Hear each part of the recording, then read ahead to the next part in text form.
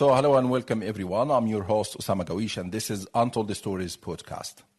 After a 4-year investigation on February 1st, 2022, Amnesty International released a 280 pages report with a sharp headline, Israel's apartheid against Palestinians. Amnesty concluded that Israel has perpetrated the international wrong of apartheid as a human rights violation and a violation of public international law, wherever it imposes this system.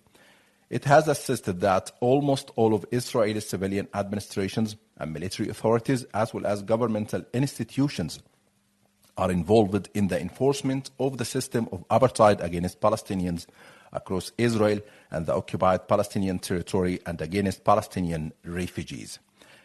Amnesty further stated that these acts amount to the crime against humanity of apartheid under both the Apartheid Convention and the Rome Statute. Israel's Foreign Minister Yair Lapid retaliated by accusing Amnesty of quoting lies shared by terrorist organizations, accusing Amnesty of anti-Semitism. United States and Germany and the United Kingdom joined Israel in condemning and disagreeing Amnesty's report. Last year, Human Rights Watch said in a 213 pages that Israeli authorities are committing the crimes against humanity of apartheid and persecution. The finding was based on an overarching Israeli government policy to maintain the domination by Jewish Israelis over Palestinians and the grave abuses committed against Palestinians living in the occupied territory, including East Jerusalem. In this episode, we will try to find out more about terms like apartheid, anti-Semitism, and answer the question of, does Israel commit the crime of apartheid against Palestinians or not? Joining me today in this episode, Akshaya Kumar and Andrew Feinstein. Akshaya Kumar is Director of Crisis Advocacy at Human Rights Watch. She oversees the organization advocacy response to emergency and develops innovative strategies to respond to evolving crises. Kumar joined Human Rights Watch as a Deputy United Nations Director in 2015 and represented the organization at United Nations headquarters in New York for 4 years. She previously worked at the Enough Project, where she helped launch the Sentry, an initiative that seeks to freeze war criminals out of the international financial system. She is a term member of the Council on Foreign Relations. Akshaya holds a Juris Doctor from Columbia University and an LLM in Human Rights, Conflicts and Justice from South University in London. She speaks Tamil, Hindi, Spanish, Arabic, and English. And our second guest today is Andrew Feinstein. Andrew is currently Executive Director of Shadow World Investigation, an NGO that details and exposes the impact of bribery and corruption on democracy, governance, and development in the global arms trade. He was named amongst the 100 most influential people in the world working in armed violence reduction. Along with 2 colleagues, he was voted South Africa's Anti-Corruption Hero of 2014. Andrew is a former African National Congress Member of Parliament in South Africa for over 7 years, where he served under Nelson Mandela on the Finance and Public Accounts Committees and as Deputy Chair of the country's Audit Commission. Andrew also is the author of The Shadow World Inside the Global Arms Trade, which revealed the corruption and malfeasance at the heart of the global arms business. He is the son of the Holocaust survivor. He introduced the first ever motion on Holocaust remembrance in the history of the South African Parliament. He is an active campaigner against all forms of racism and oppression, including for the rights of Palestinian and Kurdish people. So Akshaya and Andrew, thank you very much for joining me today. If you just unmute yourself, please. Thanks so much for the invitation, Osama. It's great to be here. Likewise, Osama. I'm happy to join. Thank you very much. And let me start with you, Akshaya. What does apartheid mean? So Human Rights Watch, as an organization of lawyers and researchers, we refer to the crime of apartheid as a crime against humanity as defined in public international law. And we referred to statutes and treaties. We looked at the writings of qualified publicists, and we found that there are 3 primary elements you need to be committing the crime of apartheid.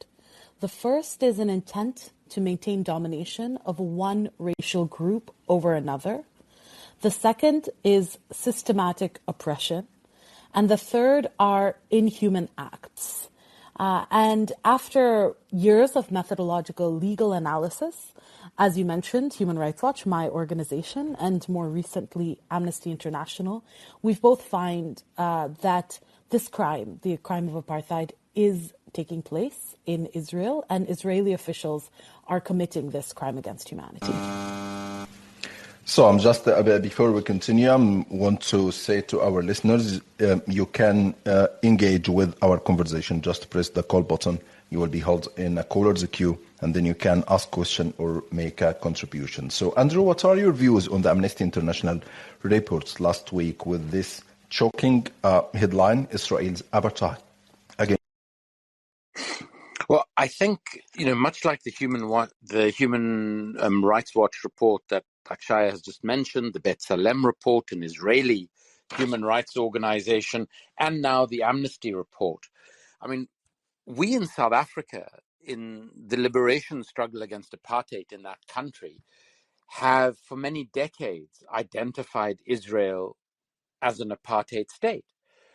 The legal definition makes it absolutely clear. The behavior of the Israeli state makes it absolutely clear. And for us as South Africans engaged in a liberation struggle, the complicity of Israel with South Africa, they helped each other become nuclear powers, was just a further recognition of their common system of apartheid that they were both trying to defend.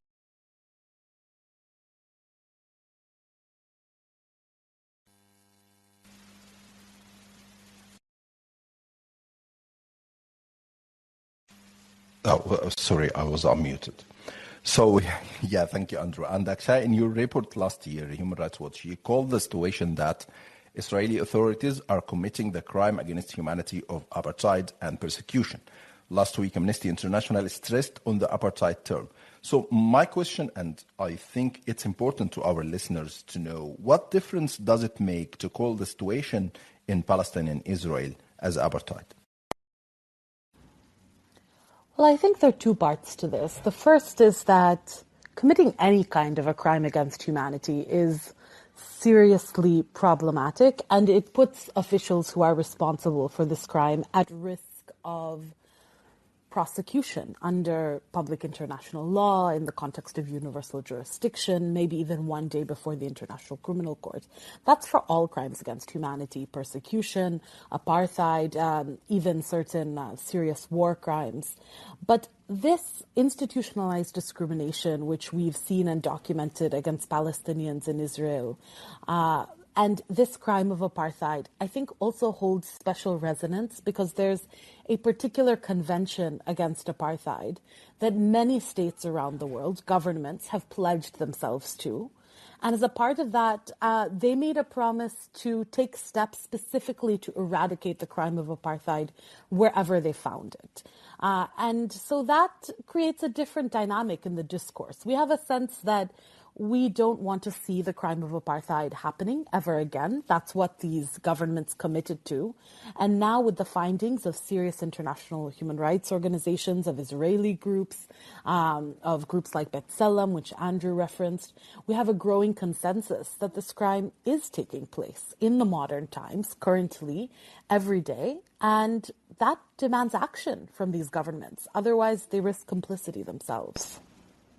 And so what are the evidence you have as a Human Rights Watch and also that the Amnesty revealed last week? So our reports are based on extensive evidence and documentation, and we take each element in part. We look at the domination of one group over another. We look at the essence of the discriminatory laws and practices which are happening against Palestinian people. And we also look at the structure. And what we find is that there's actually a system of domination. The three elements of the crime come together in the occupied territories pursuant to a single Israeli government policy. We show that that policy demonstrates an intention for domination of Jewish Israelis over Palestinians, that exists from the river to the sea. And in the OPT, we also find, that is in the Palestinian territories that are occupied, that this systematic oppression and inhumane acts that are being committed against Palestinians add to the mix. And that's how we come to the conclusion of the crime of apartheid. If you look at both reports, and not just the reports of Human Rights Watch and Amnesty International, but of many other respected human rights organizations, you'll see that we conducted our research independently. We evaluated different case studies. We focus on different issues. For example, Amnesty International looks quite a bit at housing demolitions. Human Rights Watch looks at the roads, the system of settler roads, for example. But we both come to the same fundamental conclusion, which is 54 years of occupation is not temporary. We should be honest, the peace process is stalled. We need to center respecting human rights now, and the reality on the ground for millions of Palestinians is apartheid. Yeah, and Andrew, for many years, the first country that came up when you read the word apartheid is South Africa. So as a former member of South African Parliament, do you think the system of apartheid enforced by Israel is the same or comparable to the situation in South Africa between 1948 and the mid-90s? I think that the word apartheid is an Afrikaans word meaning separateness that was coined to describe the situation in South Africa. The word Hafrada is used to describe the separateness in Israel. And, of course, these are two different countries, two different contexts, and we shouldn't lose sight of that. For instance, in the South African context, Black African labor was extremely important to the South African economy, and Black Africans were in a majority by comparison to a much smaller white minority. And there were a number of other differences, but where the common elements are absolutely obvious to those of us who grew up in the apartheid system of South Africa and who have studied Israel, which I have done both. Being Jewish, my parents took me to Israel on many occasions as I was growing up. Later in my life, as a young adult and then an adult, I traveled to Israel regularly because I research and investigate and expose the corruption and human rights abuses of the global arms trade, of which Israel is an absolutely crucial part. So I spent a lot of time in Israel as well. I have a lot of friends, colleagues, and comrades in Israel.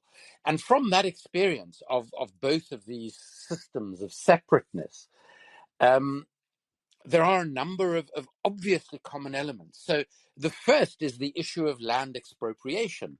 So in South Africa, there was something called the Native Land Act, which effectively deprived all South Africans who were not white from, and I'm sorry to use this racial nomenclature, but it's the only way one can describe the system that existed in South Africa.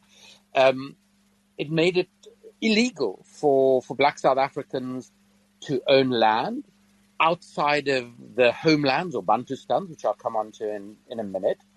In Israel, you have a series of laws, starting in 1950 with the absentee property law. You have a common pattern of inhumane, forced evictions, which in South Africa, I witnessed some of these personally when communities were brutally uprooted from their homes to be thrown into what were racially defined group areas. In South Africa, in Israel, you have had forced displacement of Palestinians from their land from the moment of the Nakba and even before, in preparation for the Nakba, which, on the Israeli side is seen as the creation of the state of Israel, and on the Palestinian side is seen as this great tragedy.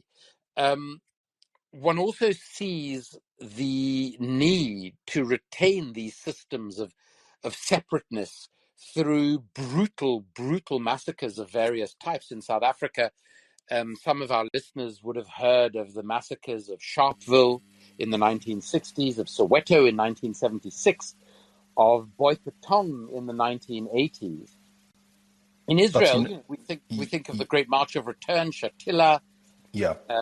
various. And Andrew, I want to jump in this point because I've read in the last week many comments from pro-Israeli accounts say that, look, we are not committed to apartheid because the apartheid we all know that happened in South Africa. So we didn't commit these crimes against Palestinians. So what do you think about this argument? Well, adding to the things I've mentioned, the creation of the Bantustans or the homelands in South Africa, which were where supposedly Black Africans could exist and develop equally but separately, which was a complete misnomer. There was no equality whatsoever. These were economically deprived areas. They were destitute. They were awful. They were tiny, 13% of the land for 83% of the people. It's exactly like the occupied Palestinian territories, which have been broken up into smaller and smaller bits by the development of Israeli settlements, which are illegal. Both systems have race-based identifications. So, to those Israelis, and remember that there are many citizens of Israel, Jewish citizens of Israel, who do regard Israel as an apartheid state. They might not be in the Israeli government and they might be in a minority, but we shouldn't lose sight of that. And it's, I think, very instructive that Palestinians, those who are being oppressed, identify the system as a system of apartheid. And great South African liberators from our yoke of apartheid, like Nelson Mandela, Archbishop Desmond Tutu, also identified Israel as an apartheid state. And in fact, Archbishop Desmond Tutu described Israeli apartheid as even worse than South African apartheid. And there are certain respects in which I absolutely agree with him. Yeah, and maybe I could come in here please. because I think another element, and this is quite important, is that in the wake of the campaign to end apartheid in South Africa, there was a global agreement that we don't want to see this crime in any manifestation happen to any other people. And so apartheid then moved from the realm of analogy. You compare the situation in South Africa with the situation in Israel and you say, do these look exactly the same? To a defined international crime with elements that you can look at in a statute. And so that transformation is quite critical here because then we're not in the place of simply drawing an analogy, but rather holding any situation to a similar standard. And at Human Rights Watch, we have previously done an analysis where we found that Myanmar authorities were committing the crime of apartheid against the Muslim Rohingya community in Rakhine State, looking again at the very specific elements of domination of one racial group over another, of an intent for this kind of a systematic oppression. And so you can see that we're not forced to simply look and see, are these exactly the same? Do they follow the exact same pattern and model? But rather, for the purpose of finding a crime, are you meeting the threshold to be able to prove that in a court of law? Yeah, and regarding the court of law, the Apartheid Convention mentioned inhumane acts as one of its criteria. What inhumane acts has Israel committed, and how does Israel's treatment of Palestinians amount to apartheid from Human Rights Watch perspective and from Amnesty International perspective? Akshaya. Yeah, this is something that, I would really urge the listeners to read our reports because they paint a truly devastating portrait of this range of inhumane acts which have happened, especially in the occupied territories. And, that includes sweeping restrictions on movement for 4.7 million Palestinians who live there. Even the basic act of being able to drive to Jerusalem. If you're an Israeli settler who happens to live in that area, you can drive on special roads just for settlers with no issues. If you're a Palestinian, you have restrictions on movement, confiscation of much of their land. denial of building permits in large parts of the West Bank, which has forced Palestinians to leave their homes under conditions that we find amount to forcible transfer. This one is really important, the denial of residency rights to Palestinians and their relatives, some for being abroad when the occupation began or for moving for long periods of time, and the effective freeze on family reunification. This came up in the news just this week because we've seen a new bill in the Israeli Knesset that is seeking to further circumscribe the ability for reunification. The parliament has approved the first reading of this Palestinian family reunification ban. Practically, that means that Palestinians from the West Bank and Gaza who are married to Israelis are now going to be prohibited from getting long-term status in the country. If you can't see the clear discrimination there, I would challenge you to explain. Yeah, and Andrew, regarding the reaction of the Israeli government, Middle East Eye published a report said that Israeli Ministry of Foreign Affairs has sponsored an advert to appear at the top of search results on Google when searching for Amnesty International, which lambasted the human rights group as anti-Semitic.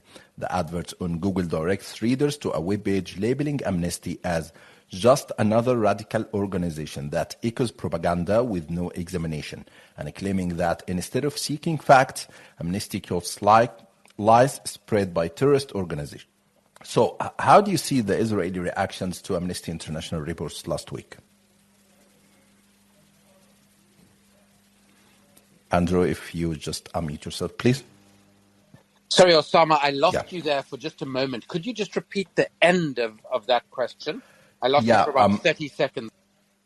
I was saying that Middle East Eye reports about the Israeli Ministry of Foreign Affairs has sponsored an advert to appear at the top of search results on Google, when searching for Amnesty, you can see the group called anti-Semitic. The advert on Google directs reader to a webpage labeling Amnesty as just another radical organization that echoes propaganda with no examination, and said instead of seeking facts, Amnesty quotes lies spreads by terrorist organizations. So my question, how do you see the Israelis' reactions to Amnesty International report last week?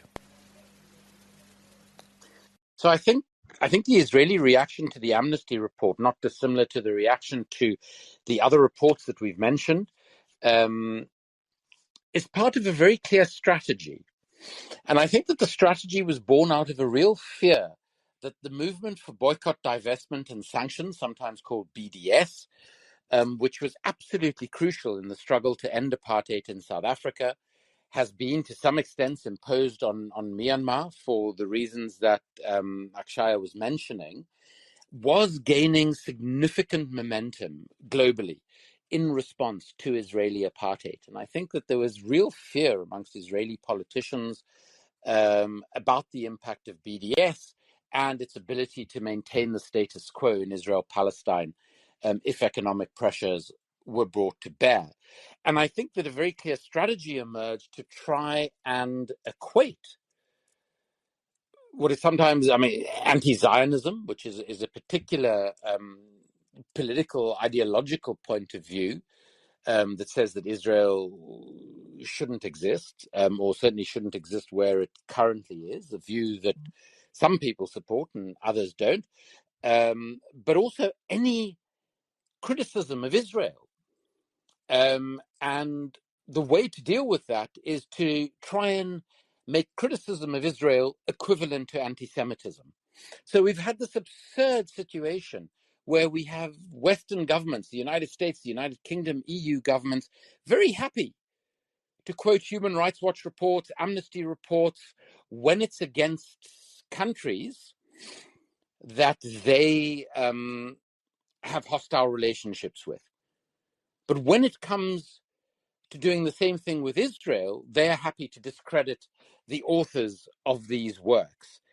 And I think that we've seen it at an organizational and institutional level. I think we've seen it at an individual level, where people who are critical of Israel are described as anti-Semites. The absurdity of this situation is we've seen Israeli Jews who are critical of Israel being described as anti-Semites. Now, I'm not saying the Jews can't be anti-Semitic, but it's extremely rare and very unlikely. We've seen a situation where, for instance, the Labour Party, the main opposition party in the United Kingdom, has had this sort of crusade, if you will, under its current leader, Keir Starmer, to claim that its former leader, Jeremy Corbyn, who was very critical of Israel, is an anti-Semite. This is somebody who has been engaged in anti-racist activism and campaigning his entire adult life. We have a situation now where Jewish members of the Labour Party in Britain are 5 times more likely to be suspended, investigated, and or expelled by the party than any other members, supposedly to address anti-Semitism, which is really insane. We've seen figures such as Nelson Mandela and Desmond Tutu. Either people just ignore what they've said about Israel, describing it as an apartheid state, calling as they did in their lifetimes for BDS against the country, either just ignoring those views, or when they are mentioned, describing them as anti-Semitic. And, I myself have had personal experience of this because of my criticisms of Israel in relation to the arms trade, in relation to human rights, in support of these reports that have come out.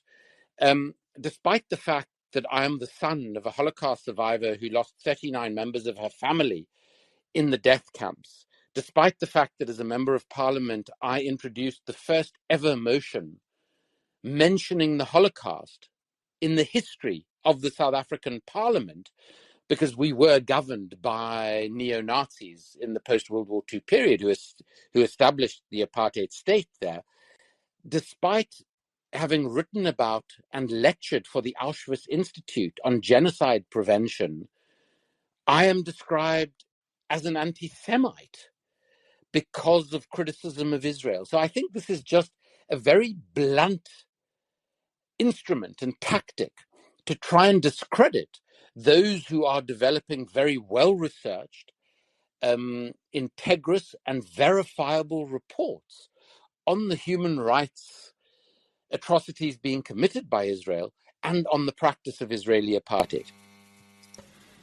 Yeah, and before we continue discussion with our speakers, we have Anas from our callers. Anas, if you just unmute yourself and go ahead, please. Thank you, Osama.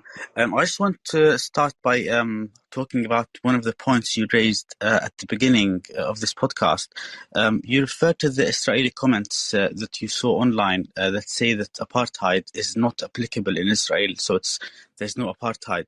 I've read a lot of these comments too, and I've done some research. Now, their argument stems from the fact that, according to one of the definitions, it's that apartheid only exists under one government. So, for example, if a government is separating between their own people, that's the definition of apartheid for them. But, for example, and they say that Gaza and the West Bank are not under Israeli rule, so they can't be apartheid can't exist. Now, whilst they're both Gaza and the West Bank, they're both under occupation. The Israelis do decide who goes in and out. They choose what goods come in and out, what people go in and out, and they can start and stop wars whenever they want. So this argument really, from their side, is completely unacceptable. I mean, I've lived apartheid. I'm from Gaza and I have a Gaza ID, and this Gaza ID bans me from entering the West Bank, it bans me from entering Jerusalem, it bans me from entering Israel, and I'm only allowed to enter Gaza. So yes, apartheid does exist regardless of how they want to define it. So whichever definition they're following has to be rewritten. Yeah, thank you, Anas. And I think, this is a very fundamental point here. Anas is considered as a refugee. He has this card and he can't go back. And also the other argument that it's the West Bank and the Gaza, Israel said, okay, there is a Palestinian government in the West Bank and there is Hamas in Gaza. So we don't have power. We can't control this area of Palestine, of Israel. So there is no apartheid there. Akshay, what do you think? Well, I think Anna said this more eloquently than I could. Fundamentally, Israel retains great degrees of control over the lives of Palestinians who are living in Gaza and in the West Bank. And the ongoing effort with regard to settlements really shows this, sort of broader intent, which is to seek maximal land in the area between the river and the sea with minimal Palestinians. And also, you can see the methods of oppression might differ for a Gaza ID holder. For example, as Anas said, barred with few exceptions from leaving Gaza versus a West Bank ID holder or an East Jerusalem resident. But they all fit under the broader system of domination, which we found.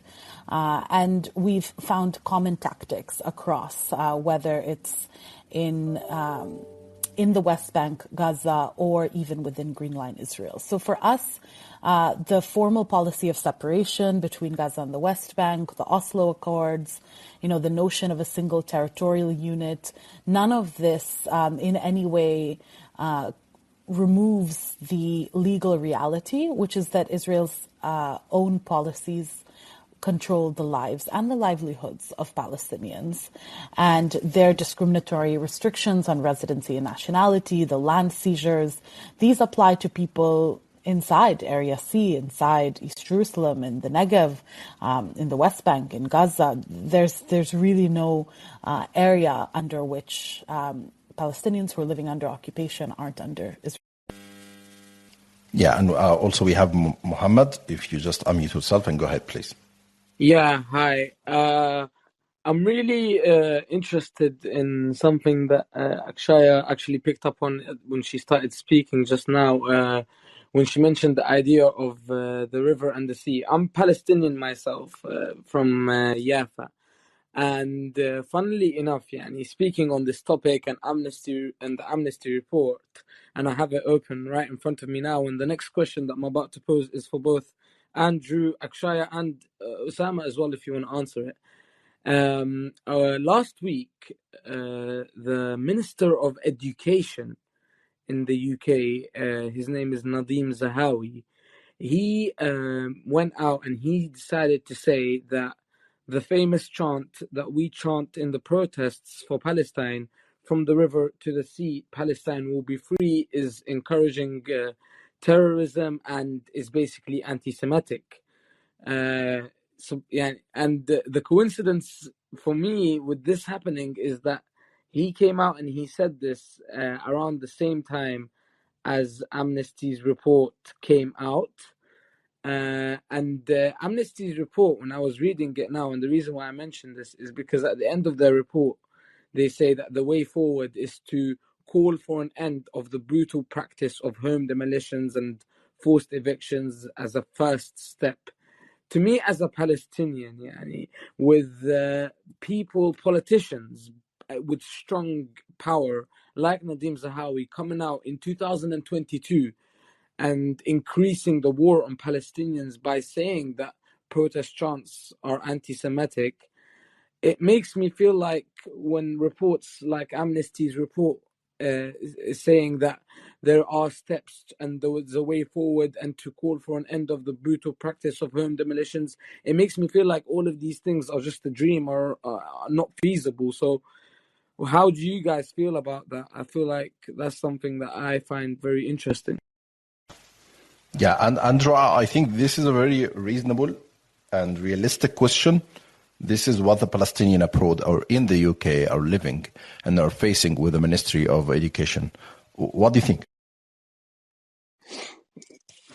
I think more than anything, it's a reflection of the extremely tawdry nature of politics, not just in the UK at the moment, but globally, where the political compass has moved so far to the right, where it's regarded as instinctive for politicians of both the major parties in the United Kingdom, many of the politicians in the United States and in the EU, to have this sort of knee-jerk reaction to anything relating to Israel and the Palestinian situation.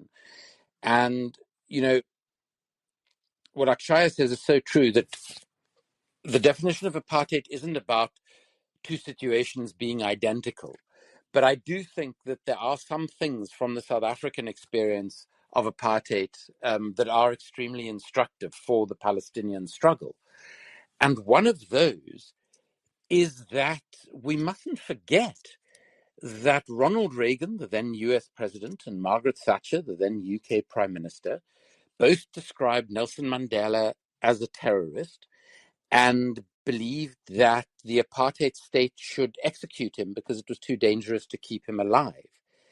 And the movement to liberate South Africa, the ANC, the PAC, the Black Consciousness movement, were described as communists who wanted to attack, not, you know, it wasn't about their liberation from an oppressive, unjust system. It was about wanting to attack a way of life, certain values, etc., etc.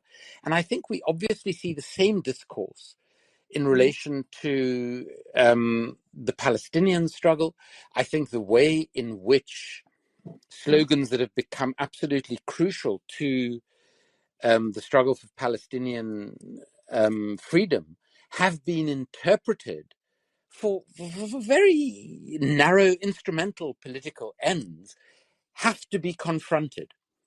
And I think we are starting to see very slowly a turning of the tide. So, you know, Minister Zahawi's view is not the view of the majority of British people.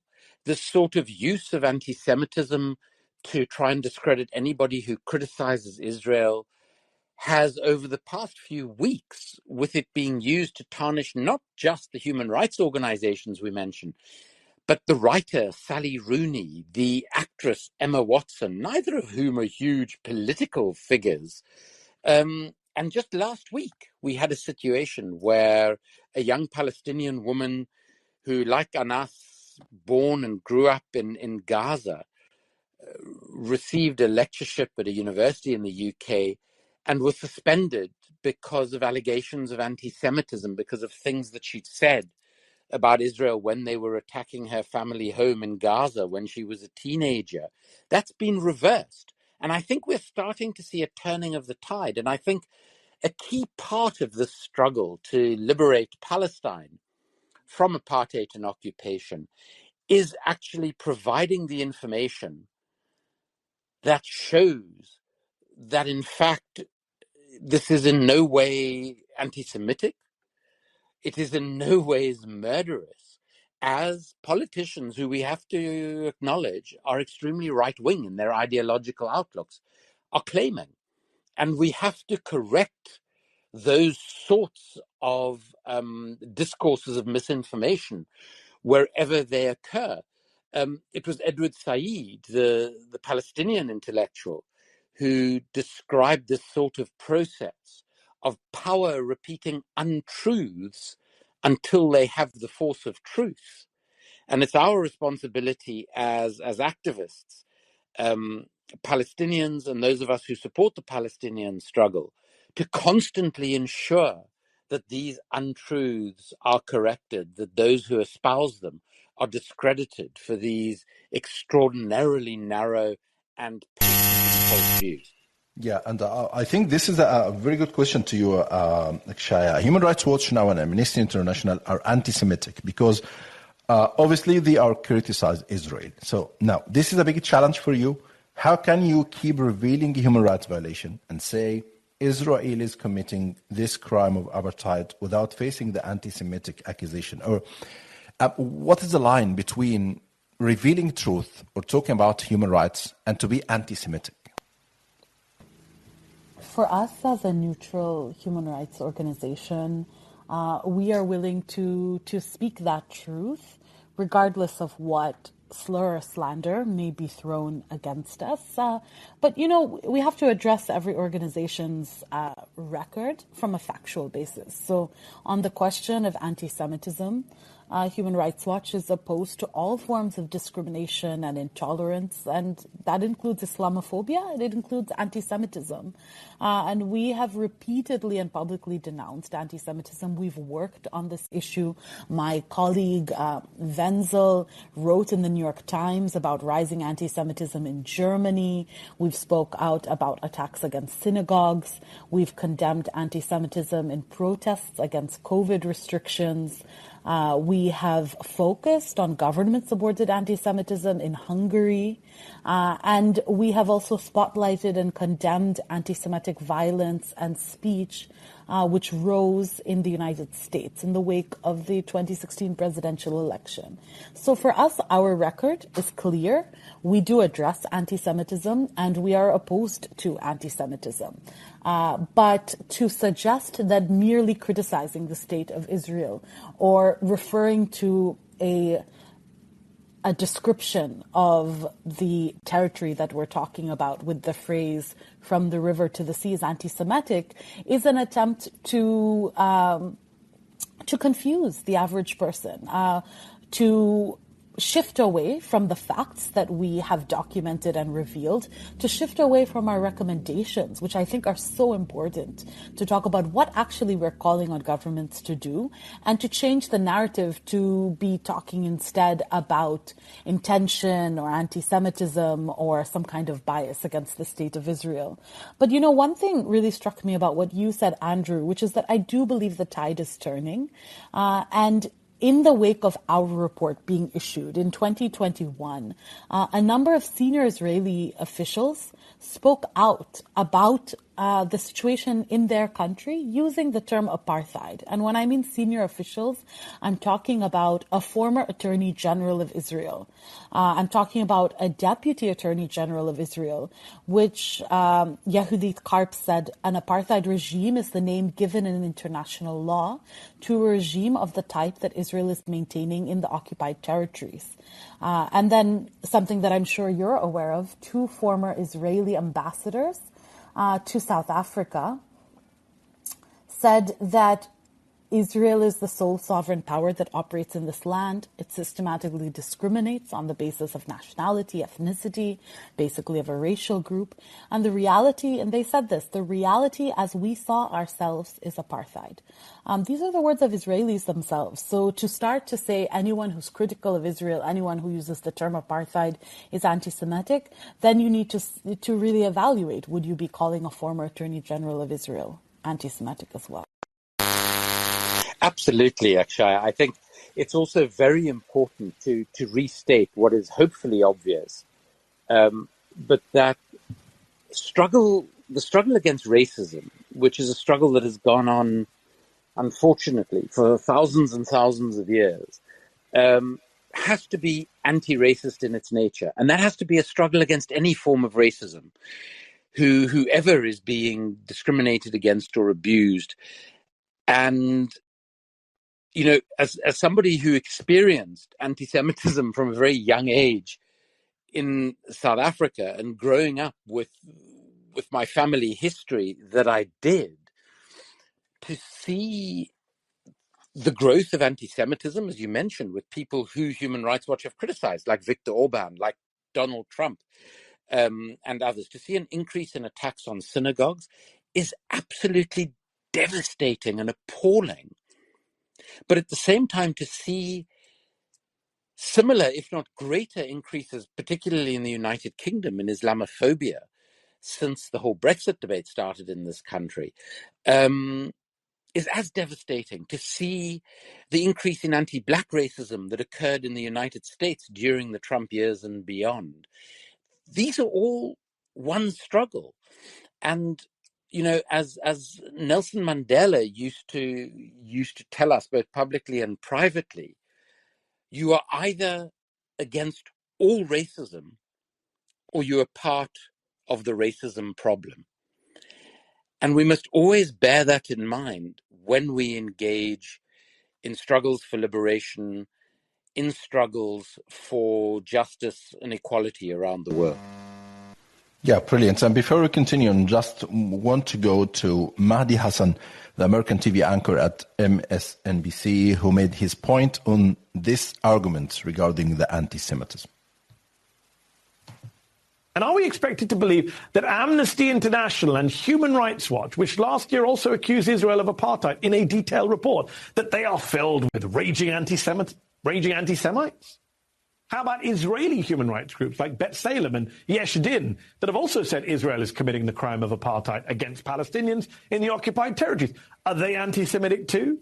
How about a quarter of American Jews who say they think Israel is an apartheid state? Are they putting themselves in danger by saying that? Come on. Look, you don't have to believe Israel is committing apartheid against the Palestinians. You don't. You can disagree with that claim in good faith.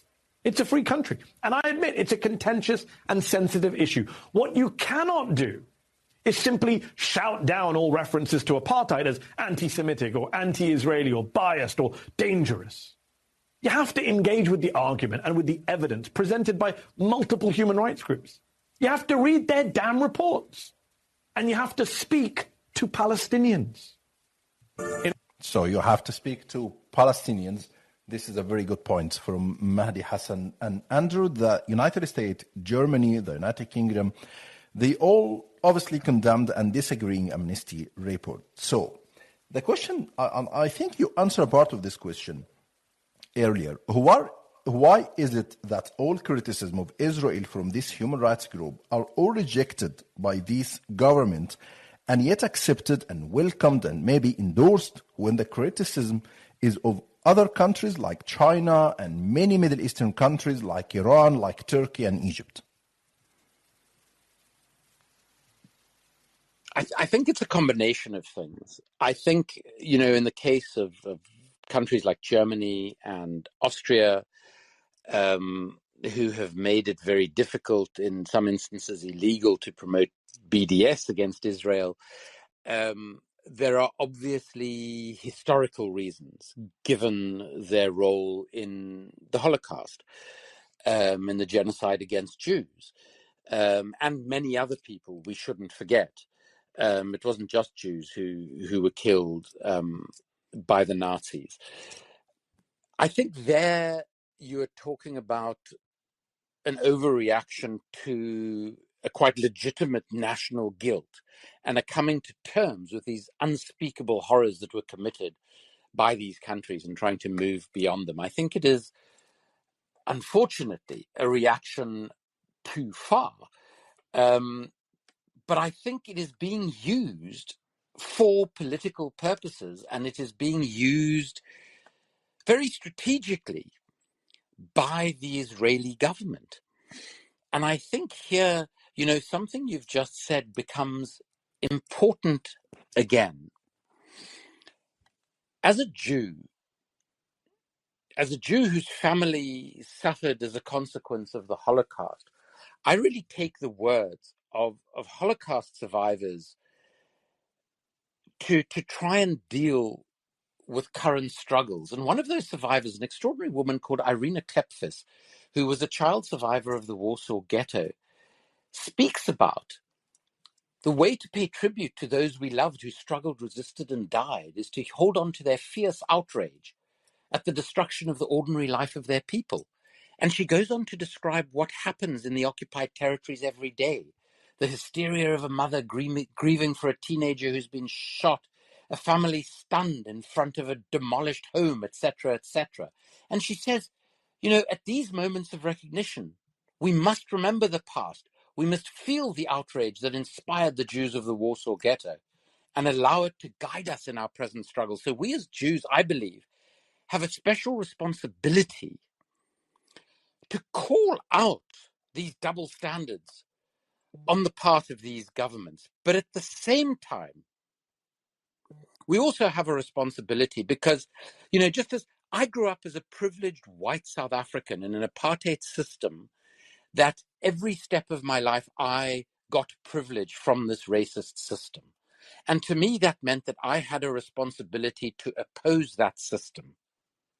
But I had to listen to and be guided by those who suffered the oppression. I had to be guided by Black South Africans who suffered the consequences of apartheid every day.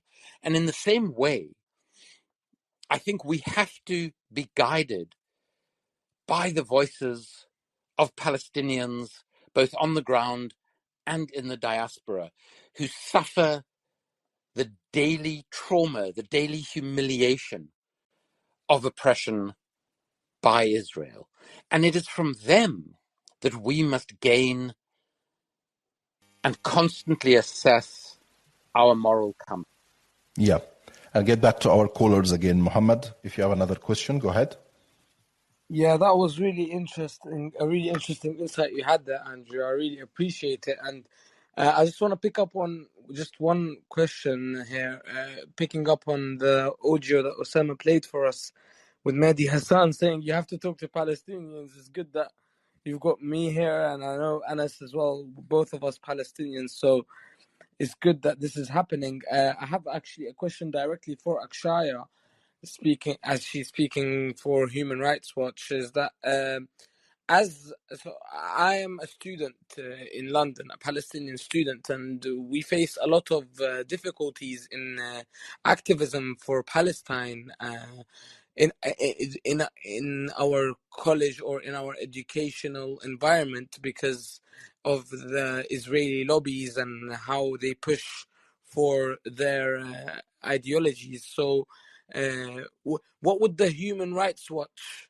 advise the students in the UK, at least, that want to support Palestine but are facing obstacles from the Israeli lobbies, etc.? Great. Shaya, if you want to jump in. Well, thank you for your question, Mohammed, and also for your passion. I think that, as you mentioned, it's very important to have Palestinian perspectives in these conversations, not just about describing the situation, but also around describing what we think should happen. And we began the discussion today with a reference to what we at Human Rights Watch think governments should do. Governments have committed themselves to eradicate this crime of apartheid wherever they find it and see it. They've committed to prosecute individuals who are responsible for it and to avoid complicity with it. And that means in the case of Israel, taking a very close look at the ways in which, for example, the UK government does enable this crime, and particularly officials guilty of this crime, to continue. And we have seen really amazing activism inside the UK, on a diverse range of topics, from universal jurisdiction, where there was an attempt to issue an arrest warrant for an Israeli minister who who landed in London, and there have been efforts to challenge a lot of the policies and practices by the UK government. But equally, and you point to this, Mohammed, there have been efforts from the other side to constrain free speech and to make it more difficult to even speak out as a matter of principle. And as a human rights organization, this is where we stand in solidarity with you to try to push back against regulation and attempts to curb speech using the justification of avoiding anti-Semitism, but really in an effort to chill dissent. And we'll certainly continue to do that work. We do it around the world, where people who, for example, speak out in favor of BDS are forced into many circumstances. Some have lost their jobs, some have lost contracts, some have faced repercussions. And in those instances, as a human rights organization, we see really it is our duty to be in solidarity with those who are facing reprisals for their attempt to exercise their right to free speech. Great. And I think we have another contribution from Anas. If you just unmute yourself. Andrew, you want to say something? So very briefly, I just wanted to say to Mohammed, as a student in the United Kingdom, I think it's really instructive to look at the experience of Shahed Abu Salama, the student I was talking about, and junior lecturer at Sheffield Hallam University. and the extraordinary support she received, both within the United Kingdom and globally, that within the space of a few days forced Sheffield Hallam University to admit that the allegations of anti-Semitism against her were malicious and unwarranted, and to not just lift the suspension of her, but actually give her a more secure contract as a lecturer at the university. So I think where Palestinian students and of course you face many difficulties in the United Kingdom and in many other parts of the world as well, is, to show the courage that people like Shahid and other Palestinians are showing to continue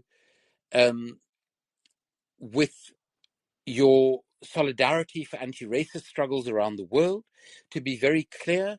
And when it comes to, for instance, being criticized for supporting BDS and other measures to try and bring about change in Palestine, to try, and it's very easy for me to say, but to try and be courageous, because that was really the key factor in bringing about an end to apartheid in South Africa. And I think it can be crucial in the context of Palestine and Israel. And I think more and more people in the United Kingdom and in the other so-called Western nations are starting to realize that.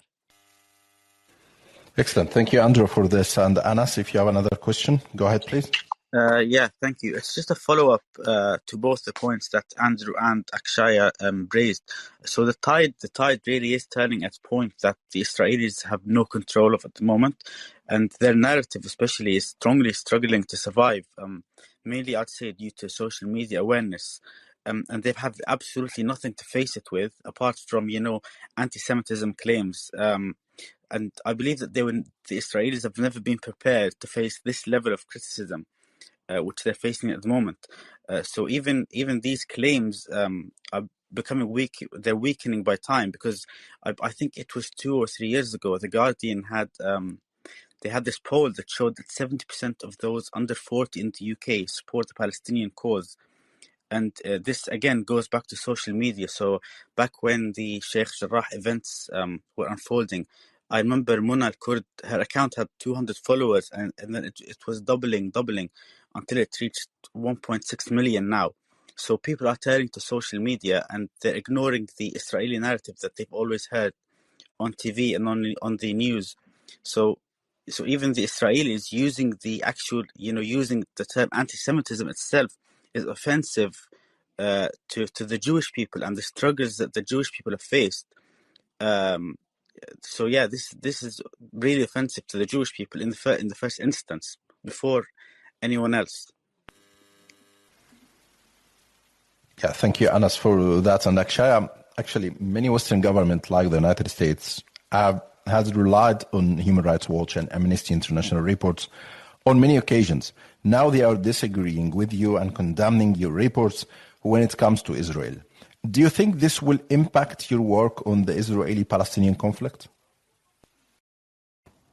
I hope it won't impact our work on any conflict. I think there's a reason these governments rely on our work and our analysis, and it's because it's rigorous, it's because it's impartial, it's because it's unflinching, and we will continue to apply the same approach to Israel and Palestine, and we hope one day the governments themselves will see the wisdom of our truth-telling.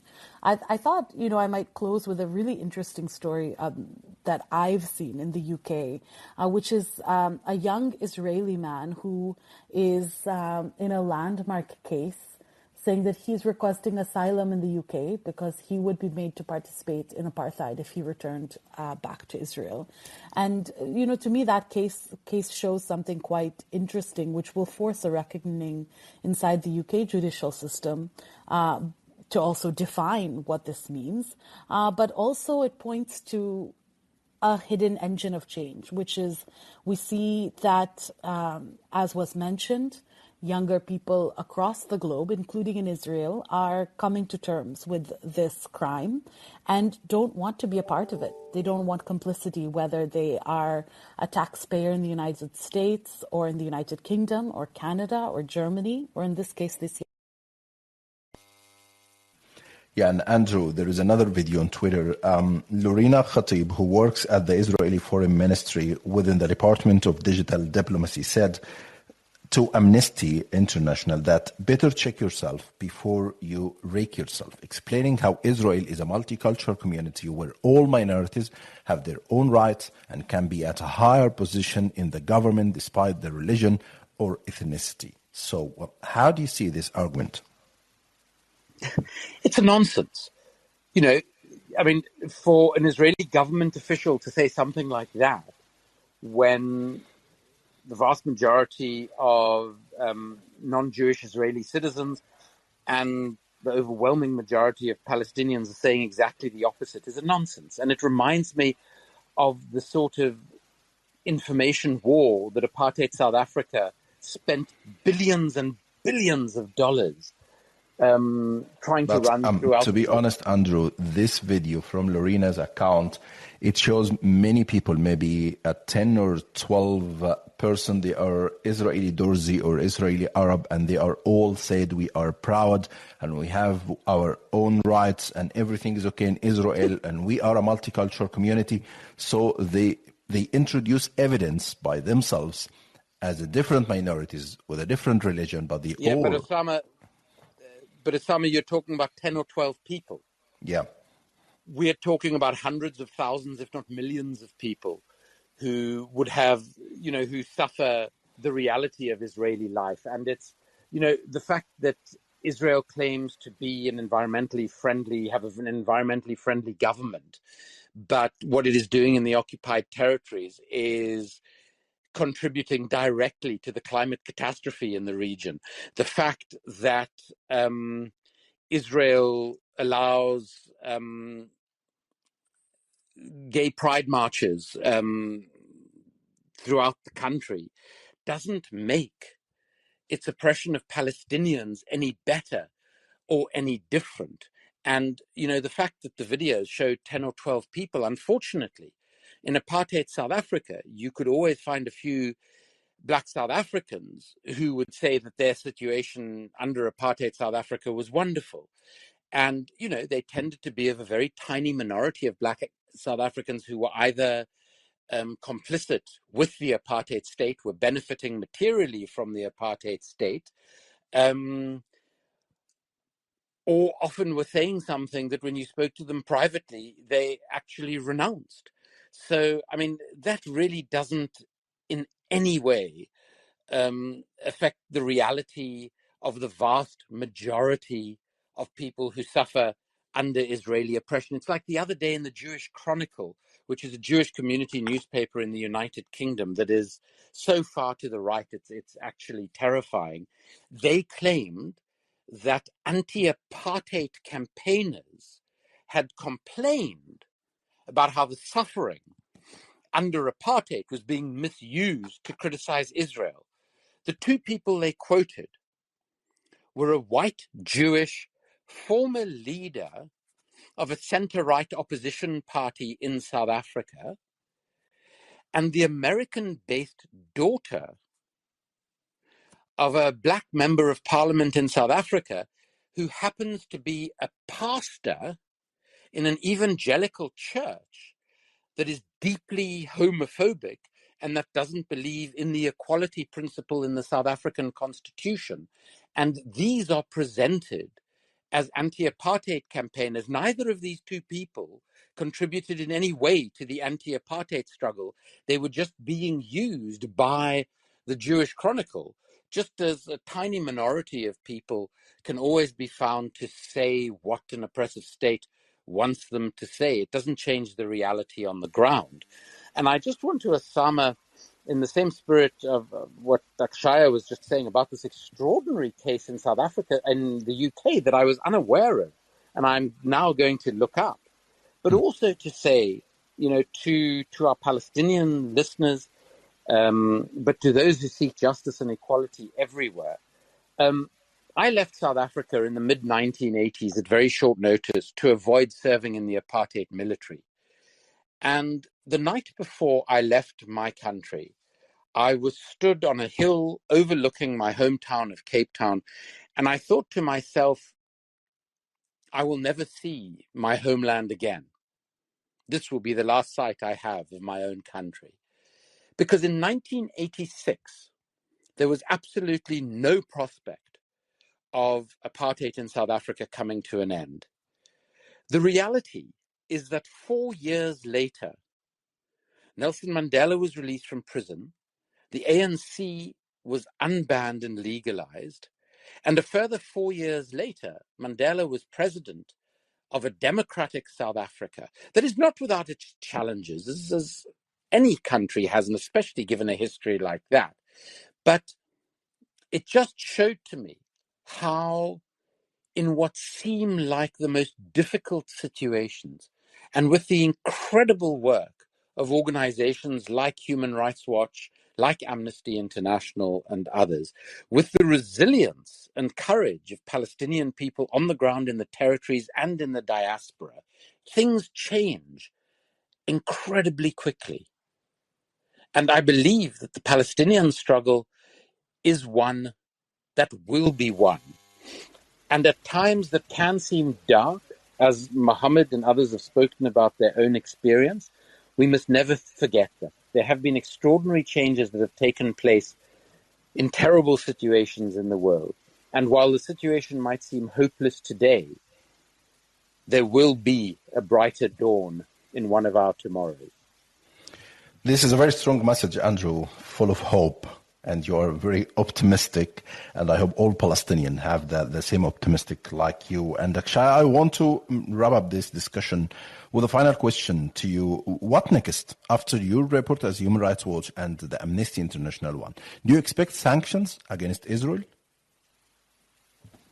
Well, we will take this one step at a time. I think the first and for us key element has been to shift the discourse, to have more and more individuals and also government officials recognize and confront the reality of the ongoing crime of apartheid in Israel and the occupied Palestinian territories by Israeli officials. But yes, our report does include recommendations for individual sanctions, because this is a crime committed by individuals, not by all Israelis in society, but individual officials responsible. We make recommendations for ending particular weapons transfers to the Israeli state that are being used to commit the crime of apartheid.